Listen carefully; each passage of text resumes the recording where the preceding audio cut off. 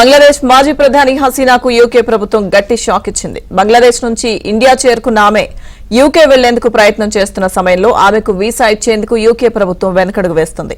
బంగ్లాదేశ్ లో ఆందోళనల నేపథ్యంలో వీసా ఇచ్చేందుకు యూకే తటపటాయిస్తుంది. దీంతో బంగ్లాదేశ్ మాజీ ప్రధాని మరో 2 రోజుల పాటు ఢిల్లీలోనే ఉండనున్నారు. ఇదిలా ఉంటే నిన్న సాయంత్రం హిండన్ ఎయిర్ బేస్ లో ల్యాండ్ అయ్యారు.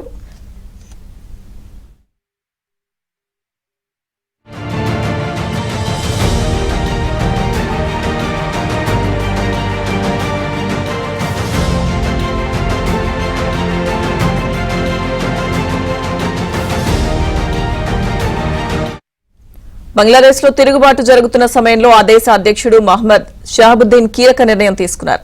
జైలు శిక్ష అనుభవిస్తున్న మాజీ ప్రధాని ఖలీదా జియాను విడుదల చేయాలని ఆదేశించారు.